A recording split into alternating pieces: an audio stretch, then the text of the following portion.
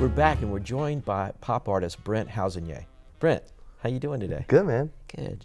Can you tell us, maybe to start with, a little bit about your childhood and how art affected you as a child? My dad's a farmer, and we would draw like tractors and trucks. Right. And then later on, like, really got into comic books, and that's, like, I always said I wanted to be a comic book artist. And that's kind of stayed with you, right? Yeah, I mean, definitely with like the pop elements and bright colors. Where were you raised? Fulton, Illinois. So it's a small town. It's on the Mississippi River. Right. It's about 3 hours from Chicago. Yeah, northwestern Illinois. Okay. Well, how did you just follow the river down to New Orleans? What brought you Yeah, here? I got in a raft. Yeah. It was a variety of things, but actually I had never even been here, and I was living in Iowa and having quite a bit of success with what I do, but not enough. And someone just like made New Orleans sound like it was the place I needed to be. It is. Yeah. How long have you been here? Just over 3 years. Okay. Did you have any formal training as a child or in school? Yeah, I mean, I always took art classes. It was always my favorite thing. And then I went to art school at Western Illinois University, and I studied printmaking, graphic design. Is that where your favorite type of art is done? Is it in the print studio, or is it painting, or is it a combination? Why don't you? Well, now it's like, it's painting, but I use stencils in my work, so that's like a form of printmaking. Right, it has the element of print. Yeah, and now, like, I always thought like, oh, I want to get back in the print studio, but now I don't really enjoy it that much. Yeah. Did you have a mentor or influences when you were developing your style that you looked to? Yeah, I mean, in college, just from the work I was making, like, one of my professors said, you should look at Basquiat. And so I got really into him for a long time. One of my favorite teachers was my graphic design professor. And that's, I think, where I got a lot of, like, using found objects. Right, your technique. So he really made a big impression on me. His name's Terry Rathje. Okay, Yeah. good. Give him a plug. Yeah.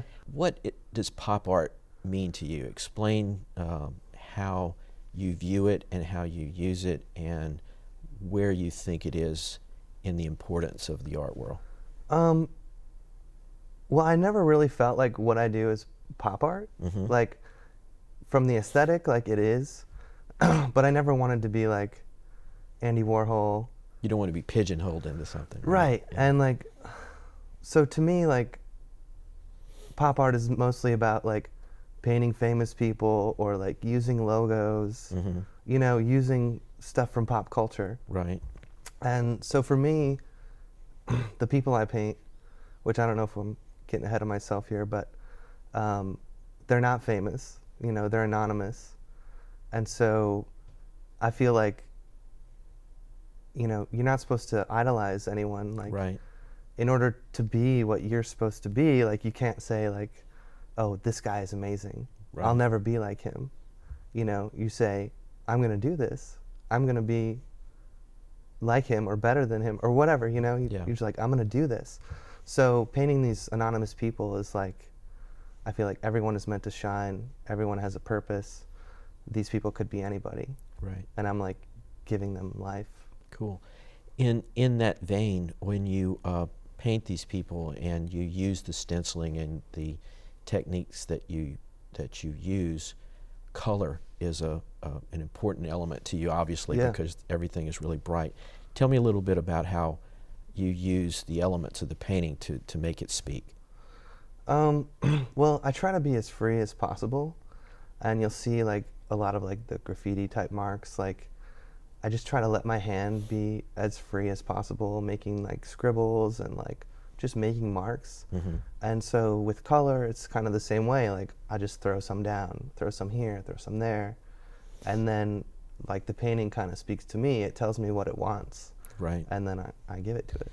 Now, you don't use normal, I'm going to say normal because if it's normal for you because it's part of your artwork, right. But you use different structures to paint on. So instead of canvas, you use windows. Right.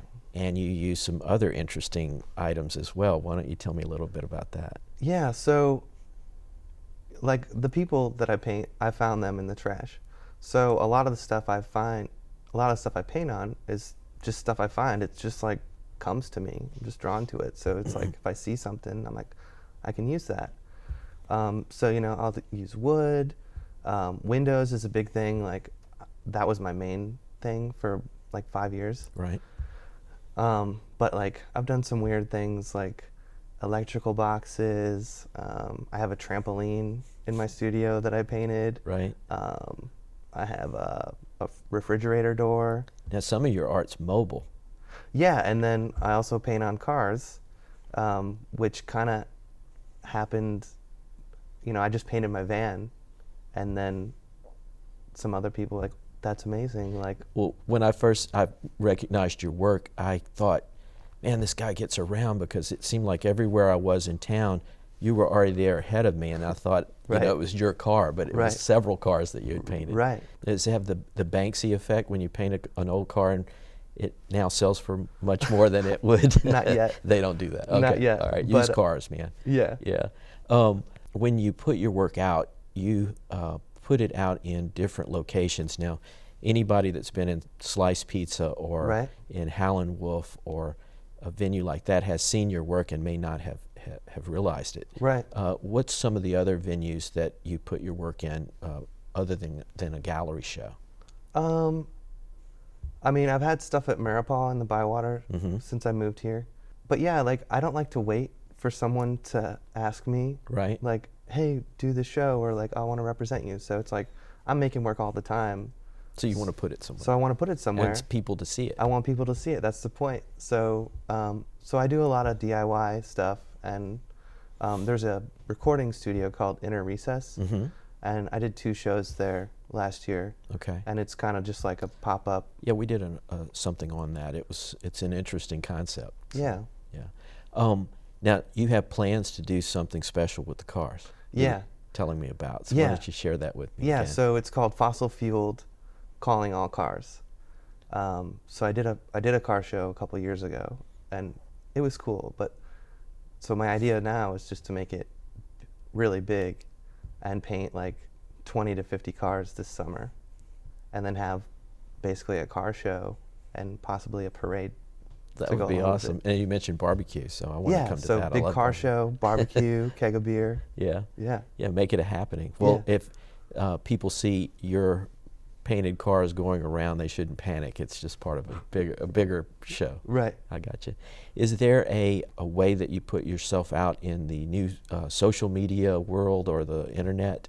Yeah, I mean, I'm on Facebook, I'm on Twitter, I'm on Instagram, and if I have a show, I do press releases and all that. How do you use social media as an artist to direct people to you, or do you use it to just show paintings, or do you make them part of the process of the creative nature, watching you paint, watching you work? Yeah, I mean, I use Instagram quite a bit, like showing the process. One of the coolest things I ever did was right before I left Iowa. I put a piece in a parking lot and put it on Facebook, like, hey, finders keepers, and it blew up. Like, it was madness. Like, people were like, where is it? I want it. And like, by the time I got home, someone had found it. I'm like, this is awesome. Yeah. So I loaded up the car with 12 more paintings, and it was just like a scavenger hunt all night.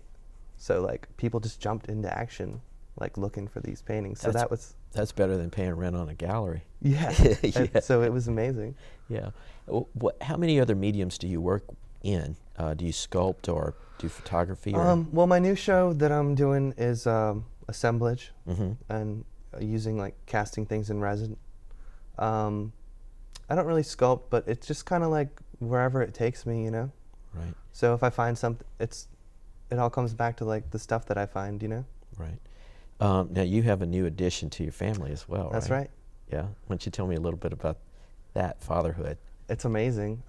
Been telling everyone it's like the happiest I've ever been, Yeah. Little boy, little girl? Yeah, a little boy. Yeah. His name's Elijah Moon. Has he affected your artwork in any way? Yeah, I mean, how could he not? Yeah. The thought process, I don't think he's like visually, he hasn't come in quite yet, but yeah. Yeah, I find a lot of inspiration from children, so I know as he grows, you'll connect in there and Yeah. things will happen. Where's your studio at, Brent? Oh, it's at 3000 Royal. Do you have a website? Yeah, it's my last name, houzenga.com. Okay. Thank you so much for coming into the show problem. tonight. Thank you. Yes. We're going to take a short break, and we'll be right back with more Made in New Orleans.